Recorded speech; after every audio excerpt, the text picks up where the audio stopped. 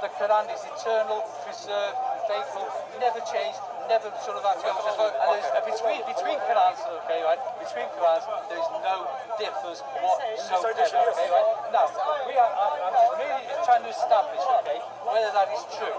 I asked him to recite from the Quran, right? I asked him to recite Surah 57, verse 23. Well, there are other aspects which we can recite. We can ask him to recite the bit from the Quran which says that the prophets either fought or they were killed. These are known to Muslims, okay? So you cannot. And listen, what I get. No, let him speak. Let him speak.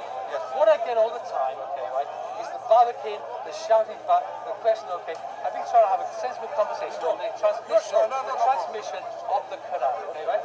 Now, my question is. What's your question? My question is very simple. If there are two Qurans where they show different recitations, different verses, different words, different variants at any point, okay, either those variants are accepted, okay, right, and they're known, okay, right, they're known variants and they're accepted variants, at which point you as a Muslim, my friend, have nothing to say about the Bible having variants, or they are not accepted and one of those two Qurans must be false. Now, I have asked you from two separate Qurans. You have the Hafs and you have the Wash. I just named two. I can name Al-Dori, I can name Al-Suzi. These things. Well, let him finish. These things are known. These things are known. I'm listening to you very intensely. There are more than these things are known to Muslims. Okay, the whole debate is known to Muslims. Okay. And I'm merely asking you, okay, to point to me, right, why these two variants are not variants. Okay. Good. That is all I'm asking. Okay, now my response to your questions is, you said there are two Qurans. What's your name, my friend? Adnan. Okay. Nice to meet you, Steve. You said there are two Qurans. At least. Okay. Are you saying there are two readings of the Quran or two different texts of the Quran? The issue would be the text. Text. Show me. Let me explain this. Why I said. I want to explain why I said. Wait. We're gonna get somewhere. Don't worry. It is important why I said. No problem. Okay. You are claiming that we have two different texts of the Quran. Show me. Okay. What I'm claiming, okay, right, is that there are two different meanings. Okay, right. Two different meanings. Okay. Let him change. No problem. No. That's not the change what I said before. Yeah. You'll change. Your statement. No, you said two different Qurans. No. You said the statement before. The statement before. That's not. I don't mind recording. Okay. The statement before was a simple statement. Right? You said two different Qurans. You said that. Yeah. Well. There's some people like that sort of thing who said there are like 31 different Qurans. Okay, right? We have different. No. You're partly. We have different readings of the Quran. Yes. Different readings. Of the same text. Of the same text. Of the same text. So we have different styles of reading. Okay. There are certain areas where certain words of the Quran are read differently by different regions, different people, right? But the text is absolutely the same. So when you do a comparison between the Bible and the Quran, there is a comparison. Because the Bible has textual variants, where the text is different. In the Quran, we have variants in readings, like certain words are pronounced. For example, Warsh and Hafs, right? Warsh is read by North Africans, Hafs is read by mainly the Middle Eastern countries, and there are certain slight variations in reading, in the delivery of words. So that's not two different Qurans. That's one Quran being read differently in different places by different people. So why would there be two different readings? So you're saying that the readings are basically readings that come from the Razm text or the diacritical text? Good question. Now, when the Americans, for example, or when the Scottish people speak the English language, right? They pronounce certain words in the English language different to the way English do. True. Okay. So there are certain slight change of the delivery of the word, right? So for example, when the Scots speak the same language, it sounds different, right? Yes? Yes, we agree. Okay. Likewise, the Arabs had different dialects when the Quran was revealed. So they were reading the Quran in the different dialects. So your statement would be that the Arabic, okay, is dealing with the Razm or the diacritical text. In your instance here, you would be saying it's the diacritical text that counts. It is the because dialects rely on diacritical text, do they not? Diacritical markings were added later on for non-Arabs. They were added for non because the Arabs knew what they were reading. So the diacritical markings, you're talking about the markings, right? for pronunciation. They were added later on. Can I give you an example? Where are you from?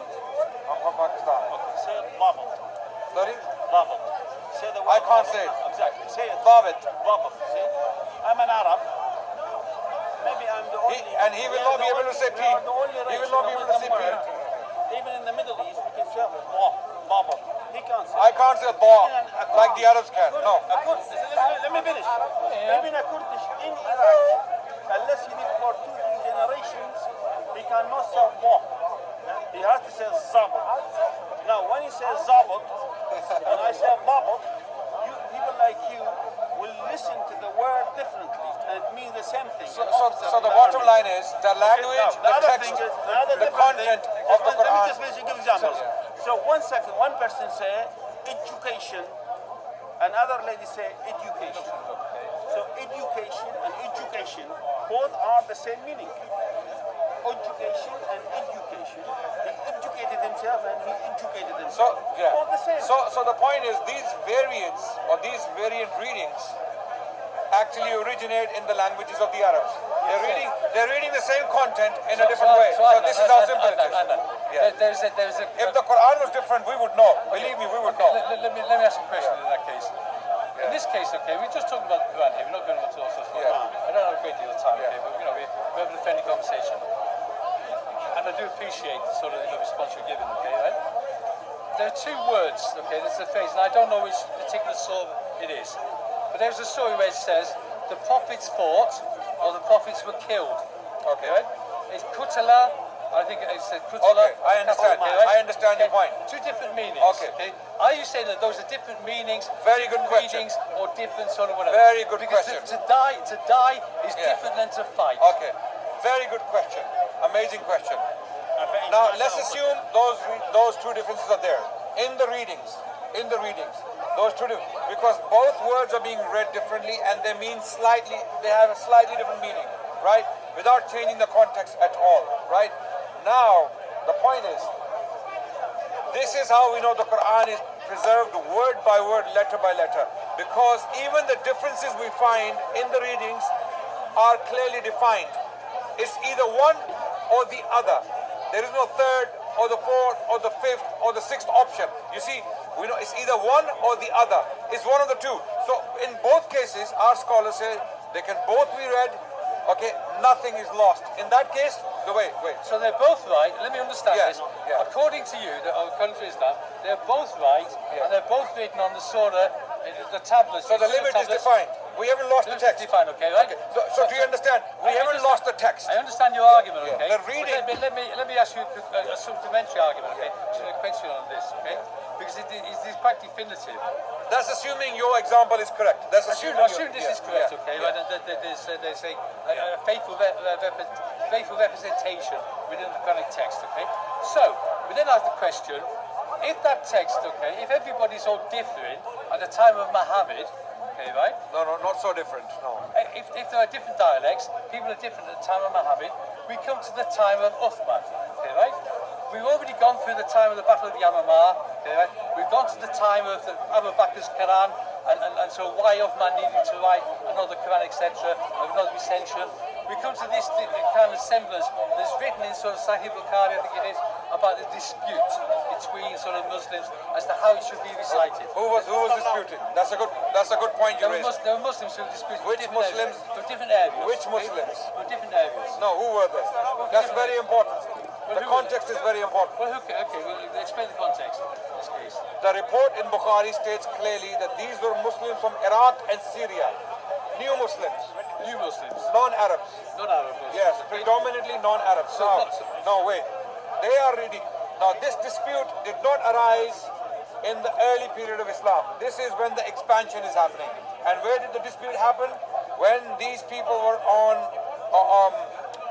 a mission to conquer Armenia and Azerbaijan. Yes? The report clearly states that. Let me finish. Okay, good. The report clearly states that these people had come together and they read the same Quran, same text in different ways. And a dispute arose and they started to tell each other that their reading is not correct. Having seen that, one of the companions of the Prophet, a primary recipient of the Quran, came to Uthman and he said, Now these new Muslims who have come to Islam do not, they obviously don't understand the intricacies of the Arabic language as the Arabs do. So he said, before the Muslims start to disagree about the text of the Quran like the Jews and the Christians have done, because the Jews and the Christians do, that's a fact. Wait. In the 7th century, one of the companions of the Prophet of Islam is stating a fact, that the Jews and the Christians are not united on their word of God. They don't know which particular version is the authoritative one. So therefore we, the living authorities, the primary recipients of the Quran, need to standardize it. Uthman agreed. Why would you need to standardize the Quran when you already had Abu Bakr's Quran? Okay, wait, yeah. Why would you need to standardize the Quran? All that you would need to do, Adnan, good question. is to go back to the Quran that Abu Bakr had and produce this Quran say this is the Quran that was revealed to Muhammad, it was given to the Sahaba, they was recorded it, kept under Hafsa's bed for 20 odd years, and all you needed to do is produce it. Why would you need to produce yet another recension? Good question. Very good question. It's a valid question. Because the Quran was produced by hundreds of thousands of Muslims around the world. Many of whom had died at the Battle of Yamamah. No, wait. You're not listening. Just want to get that in. The Muslims are in Azerbaijan. They have already conquered Egypt. Iraq has been conquered. So now Muslims are in hundreds of thousands. People have converted to Islam. People have come to Islam. They are reading the Quran and writing the Quran for their own convenience. Right? There is no standard version of the Quran. Listen carefully. First, let me finish. Okay? It hasn't been standardized by anyone yet. The spelling, how to write it, people were writing it in their own way for their own convenience. For example, American spelling of color is C-O-L-O-R. Wait. Finish. Let me finish. I'm listening carefully what you say. English spelling is C-O-L-O-U-R. Same word written differently by two different nations, right? So the Arabs, for that matter, were writing the Quran for their own convenience in their own spellings, right? Uthman's committee, when you study it in depth, what were they doing? What they did was the variant readings of the Quran in different dialects read by the different tribes of Arabs, they were narrowed down to one dialect, which was the Qurayshi dialect. Wait. So the delivery of the Quran was narrowed down to the Qurayshi dialect, and that particular delivery was put down in specific spellings. Spellings is the important word. You used the word rasam earlier, right? Rasam of Uthman. Yes. You know what rasam is? It means the underlying, the actual writing. Writing text. So Uthman, he supervised the committee of his companions, and they put down the Quran in one rasam, which was standardized by the living authorities who took the Quran directly from the Prophet. Now, the copy we read today as Quran in two covers, this is not the Quran by the way, I'm giving you an example, okay, between two covers, was given to us by the direct disciples of Prophet Muhammad, peace be upon him. And, let me finish, those copies, or the copies of those copies are still extant. We have them, one in Cairo, wait. This is important. Okay, let me finish. One in Cairo, one in Topkapi Museum, and many scattered around the world in different libraries, such as Sana manuscripts. When you put them all together, and when you read the text, it is exactly the same. Wait, from verse number 1 to the verse last of every single chapter of the Quran, it's exactly the same. Now, let me finish my challenge, then you can come back in. I'm sure. Yeah. So if you pick up a parchment of Codex Sana from, let's say, a library in Germany, or if you were to pick up the Birmingham parchment, if you were to take a fragment from the Husseini Mosque, and the same chapter will be read exactly the same. Sorry, when I say read, the content, the wording is exactly the same, right? But when it is read in Warsh, slightly differently pronounced. When it's read in Hafs, or Duri, or Qalun, or Ibn Kathir, it's pronounced, it's delivered differently. But when you pick up these manuscripts, ancient manuscripts, every single one of them is in uniformity with the other. Now, wait. Let me challenge this. Okay. Adnan. Okay, let me finish. And then you can. And if I am wrong, you want to show me why I'm wrong, then you need to produce a parchment from, let's say, Germany in a library, which is from the 1st century, and a parchment from Egypt or parchment from Iraq, and show me there is a verse, look, differences in the writing of the Quran. There is a verse So different. let me respond, okay? So now show me that. You're We're having a decent conversation, sorry. This is fine. We're having a very decent conversation. It's his Okay, turn, sister. by It's the okay, way. sister. It's okay, sister. Right. Point number one. Your contest was that there was not by the time of Uthman a standard Quran, a standardized Quran. Your assertion In is reading it was. In memory it was. that your assertion, okay, falls on one basic fact, Adnan, my friend. You had a Quran. You had Abu Bakr's Quran. The problem was that Abu Bakr's... No, I didn't Let me correct you. I did not interrupt you, my friend. No, but it's an important correction. You had Abu Abu Bakr's Bakr's Quran. Quran was written. In the It was a memories written Quran. of men, the Quran was there. In which case, all you needed to do was to take Abu Bakr's Quran and say, this is the true, real Quran, this is what you should be reciting, this is what you should memorize, Okay. this is what you should learn. Good point. But you didn't. Good point. So what you did, you took a committee. Then that committee came together and said, we have a dispute over the way in which the Quran is recited. The question then becomes, how do you learn recitation without a manuscript? You don't just learn by Chinese whispers. You learn by a manuscript. You go back to the manuscript, you check against the manuscript, and you could not produce the manuscript. So nowadays, Adnan, you cannot produce Abu Bakr's Quran. Thank you. Abu Bakr's Quran, we know, is no longer in existence in this respect. Yes. But then again, we come to Uthman's Quran. We come to Uthman's Quran and we ask some basic questions. Why would Uthman need to produce the Quran in different dialects and narrow it down to the Qurayshi dialect? The reason he narrowed it down to the Qurayshi dialect is because he then turned around and said, this is going to be a one which is going to unite the different tribes, the different peoples. And since Muhammad was Qurayshi, we might as well make it Qurayshi. That is the reason why. So where are those Qurans? He sent those Qurans to 9 different provinces. I'll name a few of them. To Baghdad, to Basra, to Damascus, down to Cairo, probably a number of other provinces. 9 different provinces those Qurans went to. So the reasonable assumption would be to make, where are those Qurans today? You mentioned places like the Topkapi.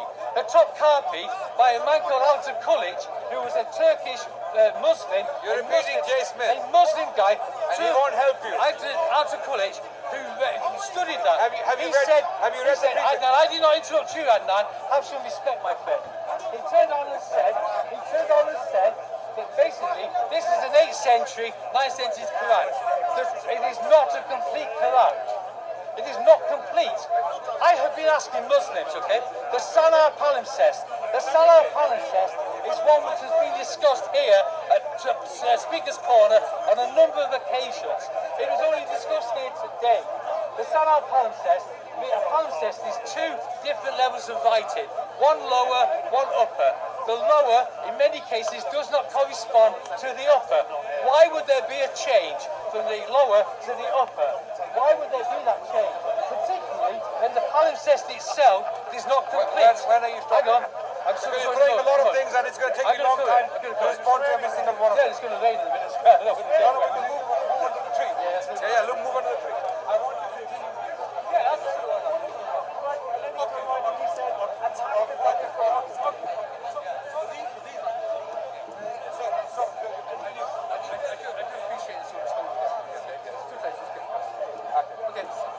So the Salah manuscripts, if you look at the Salah, the palimpsest, we looked at the Topkapi. The other manuscripts, wanting to say in Cairo, again later. I would have a serious question, and I've asked this question genuinely, and I'm interested in the genuine question. The Quran consists of 114 surahs. let's leave aside the fact that some of the earlier ones consisted of fewer or more surahs, okay? Let's leave that aside, okay? Let's assume that the Quran has 114 different surahs. And I have genuinely been asking this question of Muslims for a long time. And I would appreciate an answer on this. Can I answer your first question? Yeah, sure. Before you put this question forward. Yeah, absolutely. Go ahead. So firstly you mentioned Hafsa's Quran was there, why did we need another Quran? By the way, did you know who transcribed Hafsa's Quran? No? No, go on. That's a very important fact, right? But was it transcribed? It was transcribed. And was it in existence? Yes. And was it authenticated? Was it authentic? Yes. Yes. So it was authentic Quran. Yes. In which case the question still remains Okay. as to why it was not used by Usman. And The important question is, did you know who transcribed it? No. Okay. I'm in So ignorance. do you That's not a problem. plead ignorance? I plead- Ignorance. Okay, no problem. I'm not an expert, okay? I'm not an expert. Okay, so all of those questions you posed were genuine questions to learn. Genuine questions, Good. absolutely. So now we're going to teach. No problem. That particular copy of Hafsa, which was with Hafsa, was compiled or transcribed by Zayd bin Thabit, a companion of the Prophet. Let me finish. I've heard the same. Yeah. Okay. Zayd bin Thabit was the same man who compiled Uthmanic recension. He was the same scribe chosen by Uthman to do the task once again for a different purpose. Because the purpose of Abu Bakr's collection or that compilation was to bring the content of the Quran in whatever form it was, without the standardization of spellings. Without the standardization of spellings, whatever convenient way Zayd bin Thabit knew to write the Quran in that early form, it was brought together in one copy at the time of Abu Bakr. That was the purpose of that particular compilation. The purpose of the second compilation, which was also conducted by Zayd bin Thabit, it was the same man scribing or transcribing the second copy at the time of Uthman, doing the same job for a different purpose. What was the purpose the second time? We see the purpose in the reports, which you might have failed to read carefully. Because when you read the reports carefully, the same reports tell you that Uthman commanded them to bring the Quran of Hafsa, which is in the possession of Hafsa, and in the light of that copy, transcribed this version, which is for a different purpose. The purpose was the standardization of the text, right? Now, But you already had a finish. standardized text. No, it was not. This is the point I'm trying to explain to you. The first purpose was the compilation in whatever convenient form it could be